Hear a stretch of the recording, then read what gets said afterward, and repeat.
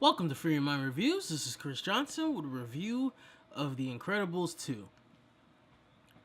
14 long years waiting for this movie. Oh my god. When Pixar kept making certain sequels, and, I'm sitting here going like, when are you going to make The Incredibles 2? When Cars 2 comes out, when the heck is Incredibles 2 coming out? When Monsters University is coming out, when the heck is The Incredibles 2 coming out? Only one that didn't make me say that was Toy Story 3, because that was one of the ones I was asking for. So, when they finally announced that this one was being made, I was ecstatic. And, it was understandable why it didn't happen any sooner. Like, look what was going on with Brad Bird's career, the director of the film. Directing Ratatouille, directing Mission Impossible. He's doing live action stuff now. So it was even more of a question of, oh my god, is this movie going to happen? But luckily, 14 years later, it happened. It's here. And is it worth the 14-year wait? Hell yeah. Hell yeah. One of the most satisfying sequels, especially when it comes to the distance, the time between the two movies that I've ever seen. You get a lot of these movies that take place 10, 15, 19 years, or not even take place, but come out 10, 15, 19, 20 years after the original movie, and then you're disappointed, or at least that's what happens with most people. They get disappointed.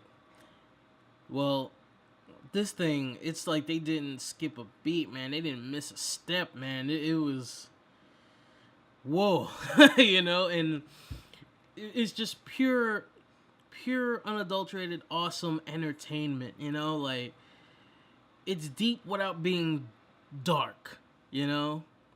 Or deep without being complicated. It's serious when it needs to be without being dark.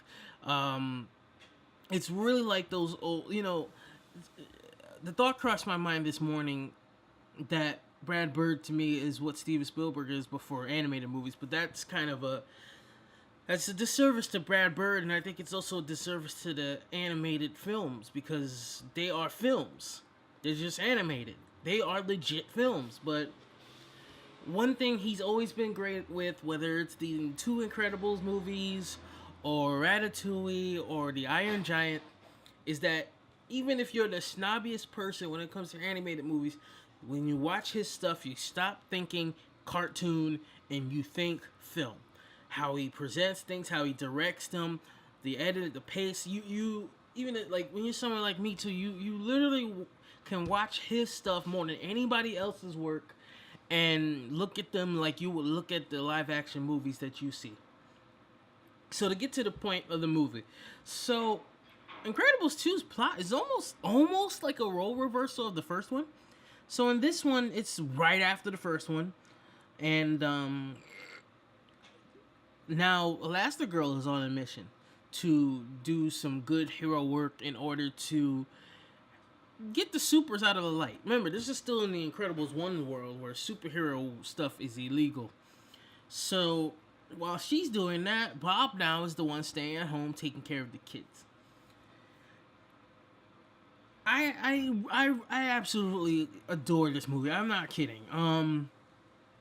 It was so awesome to see Elastigirl, who to me, Elastigirl, at first you start thinking, oh, she's one of the best female superheroes ever. Like, no, she's one of the best superheroes ever, period, man. Like, her skill, the fact that, it's funny. Everything that you think is cool about Mr. Fantastic's abilities, but they don't really express them very well in those Fantastic Four movies that have been made. She is that power to perfection, man. Like how she uses it for combat too. The fact she knows how to fight, she knows how to throw down.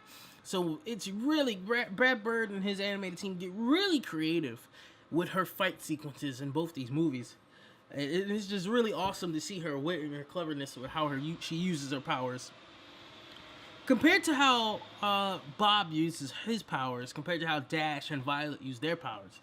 It's just great to see, and it's just so awesome to see. What I loved about the parents' arc in this, and you can really look at it as their arc in both movies together. The fact that they may not be perfect people, they may not even be perfect parents, but they're the best parents that those three kids could have asked for. both in what they do outside the house and what they do inside the house. They do exactly what is necessary for their children, whether it is fight the bad guy, whether it is stop a out of control train, whether it's cooking for the kids or helping them with their homework or dressing the diapers and all that stuff and trying to help the daughter with the love life. They are just fantastic parents. And one of the great thing about both Incredibles movies, and it's really such a disappointment for the Fantastic Four that they can't get this respect, uh, is the great balance between great family and great superhero stuff. You get so much great superhero stuff in both movies, but they really do balance the superhero fun and entertainment. Frozo, yeah, which I love, with the being a family, having kids, having superpowered kids too, mind you, and dealing with that and raising them and all that.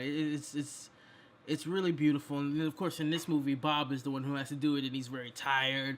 Jack's developing his powers. Violet's getting into teenage days, and she's she's getting to that place that us dudes can't get. Understand? And Dash in this new way of. And I love that joke about the math thing, because I feel like my parents felt the same thing too. It's like we're trying to help the kids, and they keep changing things, so I need to learn that thing. Is in the time consuming and the energy that it takes to do that, and then the time consuming and energy that it takes to be Mr. Incredible and Elastigirl. It's just I'm sorry.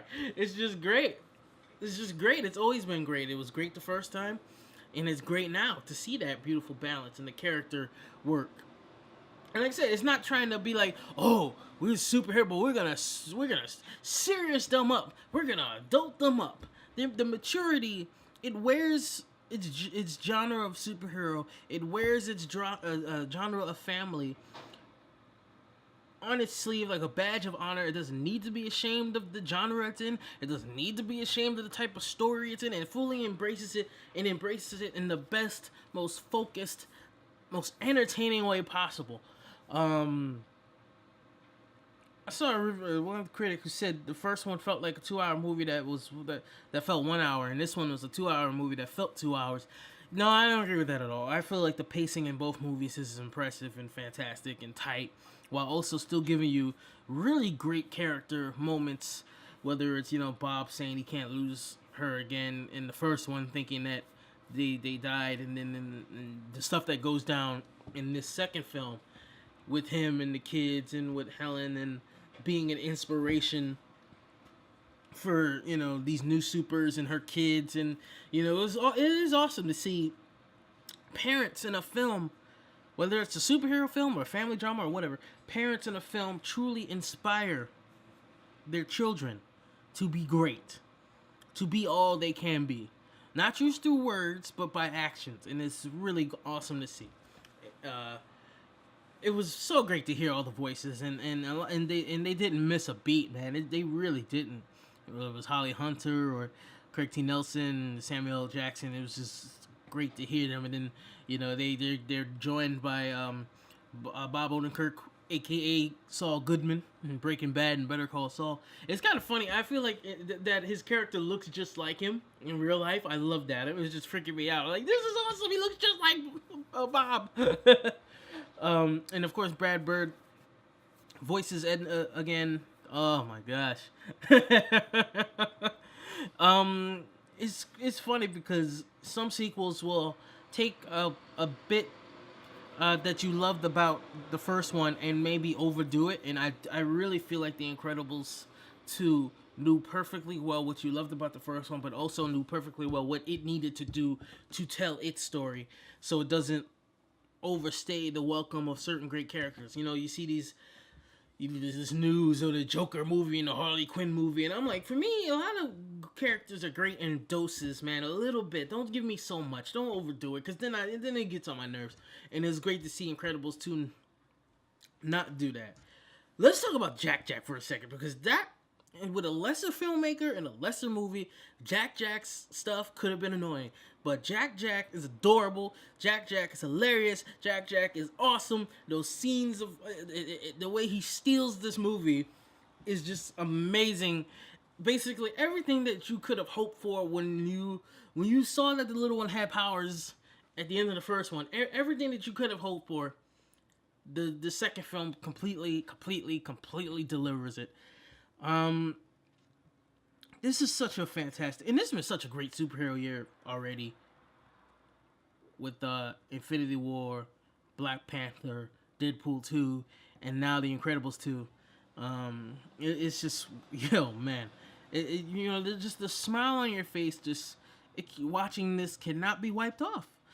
Giacchino back on the top of his game. I always felt the first Incredibles was one of his best scores. His work with Brad Bird in particular is just fantastic. And this is no exception. The cool jazz. It's almost crazy how it almost feels more inspired by Bond, both movies and the music, than superheroes. But yet it completely fits the genre of superheroes as well. It's just, and the animation. That's the one thing you really tell from the 14-year difference is the animation upgrade. And Incredibles 1 was groundbreaking for its time. But everything ages, and just the lighting, the cinematography, which Brad has always excelled at that, using cinematography and animated features perfectly. I mean, look at Ratatouille, he's still one of the most gorgeous animated movies I've ever seen, and Incredibles 2 is right there. Just beautiful, while still honoring and respecting the work that they did the first time around. And just Brad's real great kinetic directing and energy really comes through in the action sequences in this film, and the cleverness and the wit to the you even in live action. I don't think it matters. It really doesn't matter with a Brad Bird movie to me, because Mission Impossible Ghost Protocol also had that these really clever action scenes, these grand, beautifully well shot and cut action scenes, and his animated work is no different. He's one of the best filmmakers working today. Let's just put it, give him the respect, all the respect that he deserves, all the respect that he needs to hear, because this is amazing. And I really hope they make a third film, and I hope it doesn't take so long this time. That'd be nice. Let's get at least one more. I'm being a little selfish. Let's get one more at least, because this is such a great movie that the parents and the kids of all ages, whether you're a teenager or a little doody whopper, it doesn't matter. Everybody can embrace The Incredibles 2. It's just such a beautiful work. If you want to say, oh, the villain's not as good as the first one, all right, fine. If you want to say maybe the emotional core of the first one was stronger, whatever. So what? And you ask me comparing 1 and 2, who cares? It's just like comparing two fantastic dishes from a 5-star restaurant. Like, what's the point? They're both incredible, and they're both a shining example of the superhero film genre, a shining example of Pixar and their work, a shining example for Brad Bird and his talents. I was just beaming, huge smile on my face before the movie, during the movie, after the movie. It was such a great movie, and it really feels like, as well, when Brad Bird describes this as just a great popcorn movie, and there's absolutely positively nothing wrong with that. You don't need to have the psychological deepness to be great. Look at Raiders of the Lost Ark, Indiana Jones, 4 stars everywhere you go. Every TV guide, review page, you turn on the TV, it always says 4 stars, because it was perfect popcorn entertainment. So was Star Wars, the original Star Wars. So was Jaws, honestly. And to me, that's the perfect example for this. This is a perfect popcorn movie. This is a movie you can go see over and over and over again. I'm gonna go see it again. I saw it in IMAX last night, so I still got a movie pass notch for it, and it's gonna get it too. It gets my highest recommendation I can possibly have given it. 14 years. Well worth the wait. I'm tired of talking about it. I'm probably gonna go see it again right now. So, this is Chris Johnson for Freedom High Reviews. Definitely check out Incredibles 2. Definitely check out the Incredibles 2. And if you were a little kid, or if you were really young or a teenager when the first one came out, and now all these years later you have a kid, bless you. Have fun. Show that kid, hey, Look at this beautiful thing. But don't forget, little one, it was mine first. Have a good one, guys.